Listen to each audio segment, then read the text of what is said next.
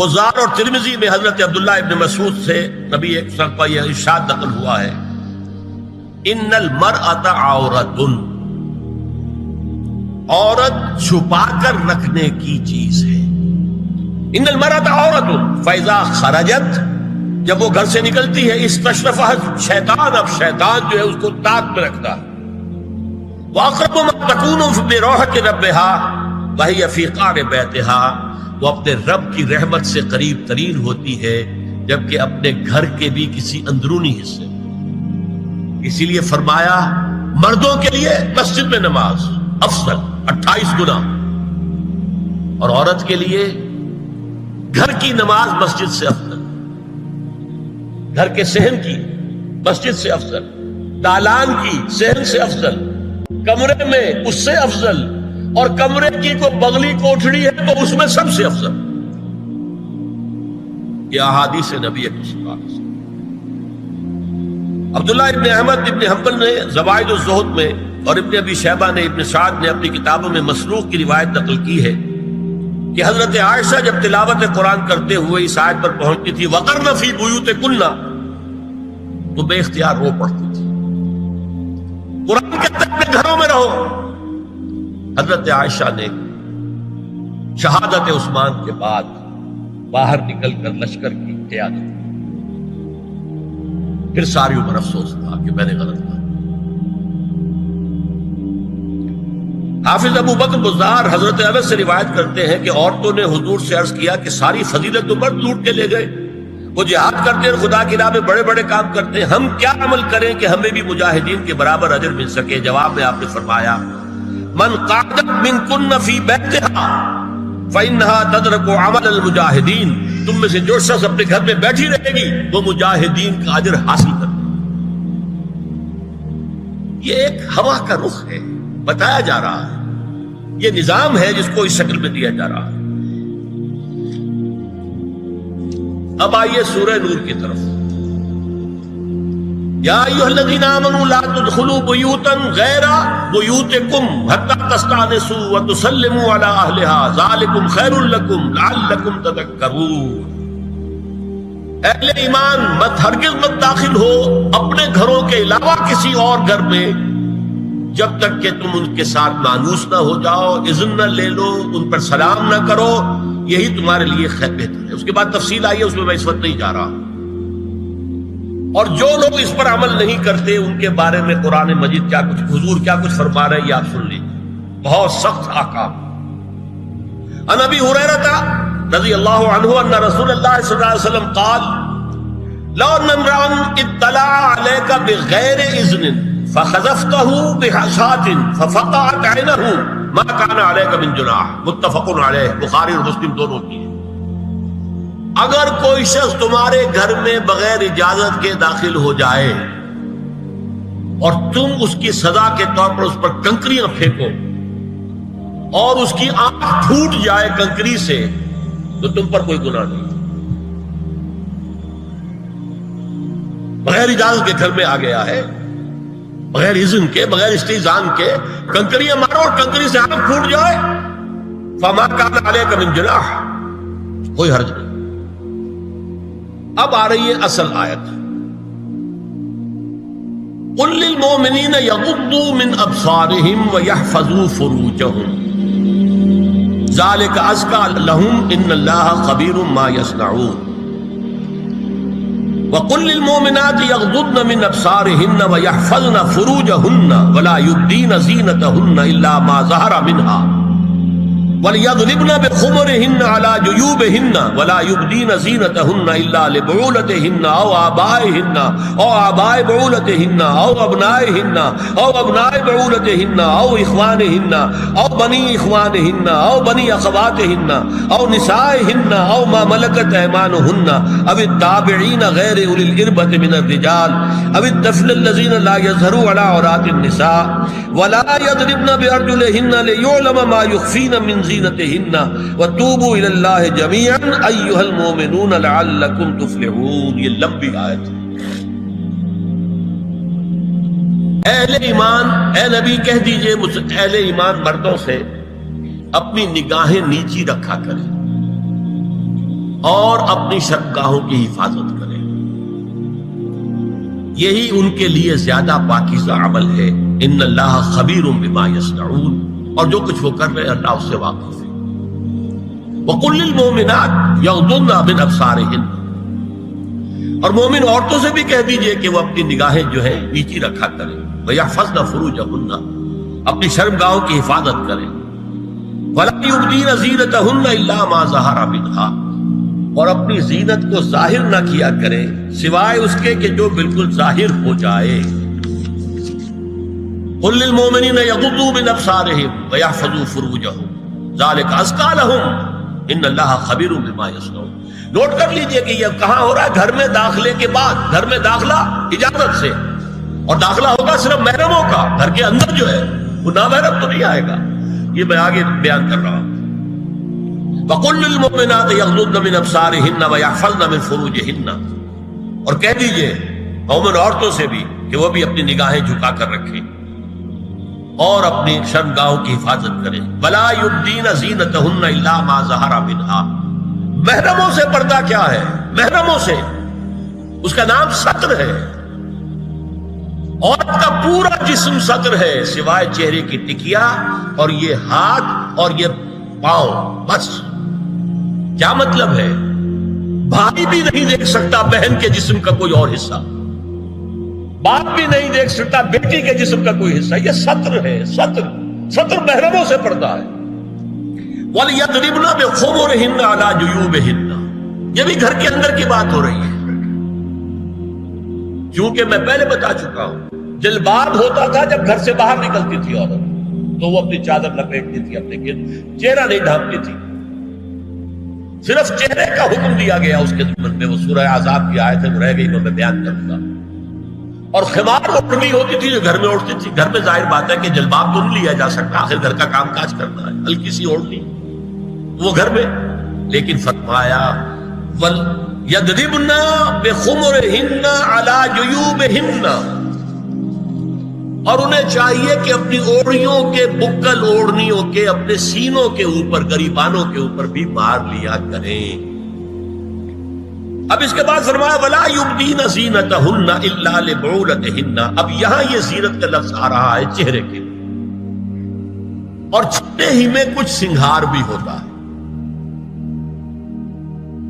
اب ان کے لیے کہا گیا کہ چہرے کی زینت، اور چہرے کے اوپر اگر کوئی بناؤ سنگھار ہے، زیور ہے، تو اس کی زینت نہ ظاہر کریں، مگر اب یہ یہاں تفصیلی آئی ہے، جو محرم ہے ان کی تفصیل۔ تو فرمایا کن کے سامنے ظاہر کر سکتی ہے؟ الا لبعولتہن، سب سے بڑھ کر تو شوہر، او آبائہن، اور یہ آپ نے باپ، اچھا باپوں میں نوٹ کی دی، باپ حقیقی ہو، اخیافی ہو، اللاتی ہو یا رضاعی ہو، یہ چاروں قسم کے باپ اس میں شامل ہیں۔ جس عورت نے دودھ پلایا تھا اس کا شوہر بھی باپ بن گیا۔ او آبائے بعولتہن، اپنے شوہروں کے باپ، یا ابنائہن، ان کے اپنے بیٹے، بیٹوں میں بھی آئیں گے چاروں، اللاتی، اخیافی، عینی اور رضاعی۔ او ابنائے بعولتہن، اور اپنے شوہروں کے بیٹے، ہو سکتا ہے شوہروں کی اور بیویاں بھی ہوں، تو ان کے بیٹے بھی، جو ستیلے بیٹے ہیں وہ بھی محرم، ان سے کسی شکل میں کبھی شادی نہیں ہو سکتی۔ او اخوانہن، یا ان کے بھائی، او ابنائہن، یا اپنے بیٹے، او ابنائے بعولتہن، یا اپنے شوہروں کے بیٹے، او اخوانہن، یا اپنے بھائی، او بنی اخوانہن، یا اپنے بھائیوں کے بیٹے، او بنی اخواتہن، اپنا بھتیجا، شوہر کا بھتیجا نہیں، اپنا بھتیجا محرم ہے، اپنا بھانجا محرم ہے، شوہر کا بھانجا محرم نہیں ہے۔ او نسائہن، یا ان کی عورتیں، اپنی عورتیں، جان پہچان کی عورتیں۔ او ما ملکت ایمانہن، یا جو ان کے داہنے ہاتھوں کی ملکیت، باندیاں، غلام۔ اس میں عرض کر چکا ہوں کہ اس میں کافی اختلافات ہیں۔ یہ بھی ہے کہ اس سے مراد صرف باندیاں ہیں، غلام مرد ہیں، یہ بھی ہے کہ مرد بھی ہے، اور یہ بھی ہے کہ مرد جب تک کہ وہ باندی ہوگا، لیکن میں اس بحث میں یہاں نہیں جانا چاہتا، یہ پھر فقہ کی بحث ہو جائے گی۔ اب التابعین غیر اولی الارباح، کچھ ایسے لوگ بھی ہوتے ہیں، کوئی کسی کے گھر میں تو اندھا آدمی رہ رہا ہے، یا کوئی اور کسی وجہ سے کوئی مریض ہے، اسے آپ نے پناہ دے رکھی ہے، انہیں عورتوں سے کوئی سروکار نہیں ہوتا۔ اب الطفل الذین لم یظہروا علی عورات النساء، یا وہ بچے کہ جن پر ابھی عورتوں کے پوشیدہ حالات واضح ہی نہیں ہے، پتہ ہی نہیں ہے انہیں، ابھی انہیں جنس کا کوئی احساس ہی نہیں۔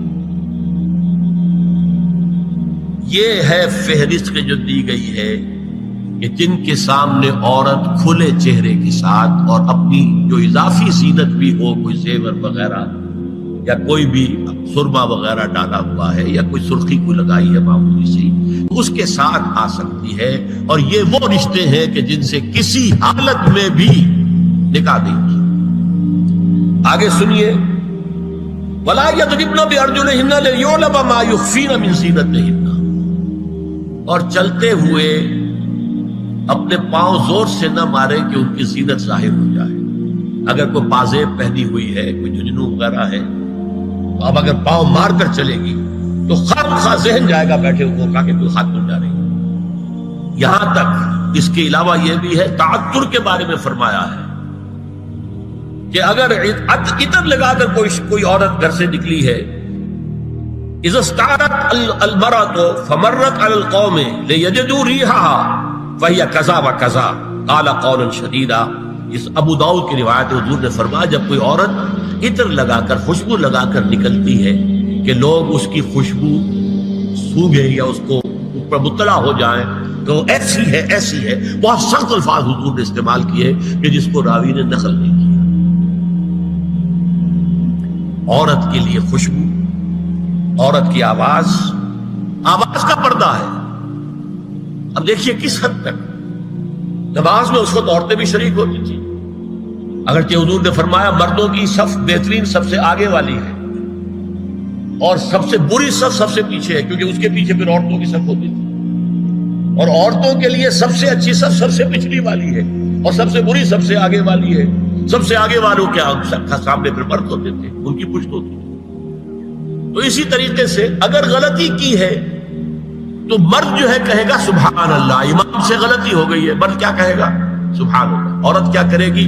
اپنے ایک ہاتھ کے پشت پر اپنا ہاتھ مارے گی، اپنی آواز نہیں نکالنی، آواز کا پردہ، چھونے کا پردہ یہاں تک ہے کہ حضور نے کبھی کسی عورت سے ہاتھ نہیں ملایا، اور آپ جب بیعت بھی لیتے تھے تو بس زبانی الفاظ کہلوائے اور کہا ٹھیک ہے بیعت ہو گئی، یا ایک کپڑا پکڑا، اس کا ایک سرا اپنے ہاتھ میں دوسرا سرا خاتون کے ہاتھ میں، یا ایک تشت کے اندر پانی بھرا، اس میں ایک طرف اس نے انگلیاں ڈال لی اور ایک طرف انگلیاں، لیکن مسافر لا اسافر النساء۔ ایک دفعہ ہوا بھی کہ بعض خواتین نے جب بیعت کی ہے تو پھر انہوں نے ہاتھ آگے بڑھایا مسافر کے لیے، حضور نے فرمایا انی لا اسافر النساء، میں عورتوں سے مسافرہ نہیں کرتا۔ یا ایھا النبی قل لازواجک وبناتک ونساء المؤمنین یدنین علیہن من جلابیبہن ذلک ادنی ان یعرفن فلا یؤذین وکان اللہ غفورا رحیما۔ اے نبی صلی اللہ علیہ وسلم کہہ دیجئے اپنی بیٹیوں سے اور اپنی بیویوں سے اور مسلمانوں کی خواتین سے۔ اب دیکھیے یہ سورہ احزاب ہی میں ہو رہا ہے، شروع میں یا نساء نبی سے بات چلی، استیزان بھی صرف نبی کے گھر میں داخل نہ ہو اذن کے بغیر، آگے چل کر سورہ احزاب ہی میں عام بھی کر دیا، قل لازواجک وبناتک ونساء المؤمنین، کہہ دیجئے اپنی بیویوں سے، اپنی بیٹیوں سے اور اہل ایمان کی خواتین سے، یدنین علیہن من جلابیبہن، کہ وہ اپنے چہروں کے اوپر اپنی جلباب کو لٹکا لیا کریں، چہرہ چھپ جائے۔ اب اس کی تفسیر میں چاہتا ہوں کہ آپ کو جو مختلف مفسرین نے کی ہے وہ آپ کے سامنے میں رکھوں۔ حضرت عبداللہ ابن عباس نے اس آیت کی جو وضاحت فرمائی ہے اسے حافظ ابن کثیر نے اپنی تفسیر میں اس طرح نقل کیا ہے، اللہ نے مسلمان عورتوں کو حکم دیا ہے کہ جب وہ کسی کام کے لیے گھروں سے نکلے تو اپنی چادروں کے پلو اوپر سے ڈال کر اپنا منہ چھپا لیں اور صرف ایک آنکھ کھلی رکھیں۔ دونوں آنکھیں بھی غلط ہیں۔ اور سن لیجئے، ابن جریر اور ابن منذر کی روایت ہے کہ محمد بن سیرین، یہ ایک تابعی ہیں، نے حضرت عبیدہ السلمانی، یہ صحابی ہیں، سے اس آیت کا مطلب پوچھا۔ انہوں نے جواب میں کچھ کہنے کی بجائے اپنی چادر کو اس طرح اوڑھا کہ پورا سر اور پیشانی اور پورا منہ ڈھانک کر صرف ایک آنکھ کھولی رکھی۔ اور سنیے، ابو بکر بن عبداللہ ابن عربی نے یدنین علیہن من جلابیبہن کا مفہوم من الفاظ میں بیان کیا ہے، تغطى به وجهها حتى لا يظهر منها الا عينها اليسرى، کہ عورت اپنی چادر کو پورے وجود پر ڈھانپ لے اور اس طرح چہرے کو بھی ڈھانپے کہ صرف بائیں آنکھ کھلی رہے۔ علامہ حمید الدین فراہی کو نظم قرآن کے فہم میں خصوصی مقام حاصل تھا۔ انہوں نے حجاب کے بارے میں اپنے ایک مکتوب میں ہاتھ اور چہرہ کھلا رکھنے کو جائز قرار دینے کے موقف کے بارے میں لکھا ہے کہ میری رائے میں نظم قرآن پر توجہ نہ کرنے سے یہ غلط فہمی پیدا ہوئی ہے۔ وہی بات کہ سورہ احزاب میں گھر سے باہر کا پردہ ہے اور سورہ نور میں گھر کے اندر کا پردہ ہے۔ بہرحال الحق تو احق بان یتبع، حق جو ہے وہ اس کا زیادہ حقدار ہے کہ اس کی پیروی کی جائے۔ میں اس مسئلے پر مطمئن ہوں اور میرے نزدیک اجنبی سے پورا پردہ کرنا واجب ہے، اور قرآن نے یہی حجاب واجب کیا ہے جو شرفاء میں مروج ہے، بلکہ اس سے بھی قدر زائد۔ مولانا فراہی کا یہ مکتوب ماہنامہ حیات نو بلیریا گنج انڈیا کے اکتوبر سن 92 کے شمارے میں شائع ہوا ہے۔ یہ ہے علماء کی رائے۔ حضرت ام سلمہ اور حضرت میمونہ نبی صلی اللہ علیہ وسلم کے پاس بیٹھی تھی، اتنے میں حضرت ابن ام مکتوم آ گئے۔ نبی صلی اللہ علیہ وسلم نے ان دونوں سے فرمایا احتجبا منہ، ان سے پردہ کرو۔ ازواج نے عرض کیا یا رسول اللہ الیس اعمی لا یبصرنا ولا یعرفنا، حضور کیا یہ اندھے نہیں ہیں؟ یہ نہ ہمیں دیکھ رہے ہیں نہ ہمیں پہچانتے ہیں۔ فرمایا افعمغایان انتما، کیا تم دونوں بھی اندھی ہو؟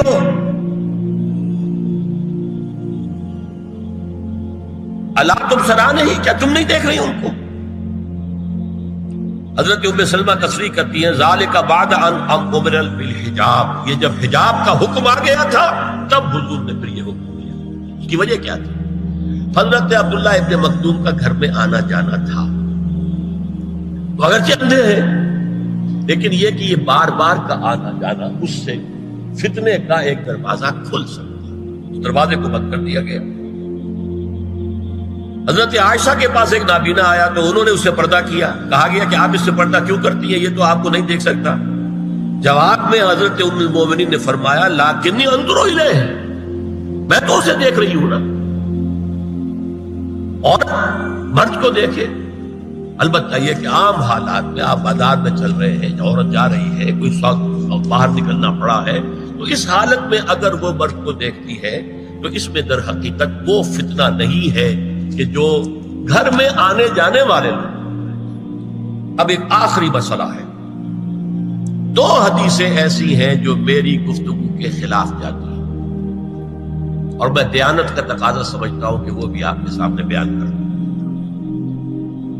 حضور کے بارے میں یہ معلوم ہے کہ دو خواتین جو ویسے نامحرم تھیں وہ ان کے سامنے آتی رہیں اور آپ ان سے ملتے رہے۔ ایک آپ کی سالی حضرت اسماء، حضرت عائشہ کی بہن رضی اللہ تعالی عنہ، اور ایک آپ کی چچا زاد بہن حضرت علی کی بڑی ہمشیرہ حضرت ام ہانی۔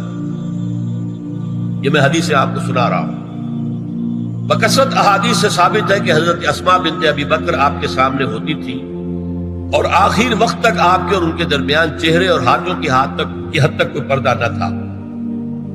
حجۃ الوداع نبی صلی اللہ علیہ وسلم کی وفات سے صرف چند مہینے پہلے کا واقعہ ہے اور اس وقت تک بھی یہی حالت قائم رہی۔ یہ ابو داؤد کتاب الحج۔ دوسری روایت حضرت ام ہانی رضی اللہ تعالی عنہا جو ابو طالب کی صاحبزادی اور نبی صلی اللہ علیہ وسلم کی چچا بہن تھی، آخری وقت تک حضور کے سامنے ہوتی رہیں اور کم از کم منہ اور چہرے کا پردہ انہوں نے آپ سے کبھی نہیں کیا۔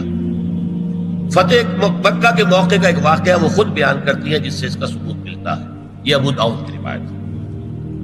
یہ روایتیں ہیں، میں انہیں تسلیم کرتا ہوں، اور میں نے اب جو کچھ بیان کیا ہے اس سے یہ ایک بالکل برعکس بات سامنے لا رہی ہے۔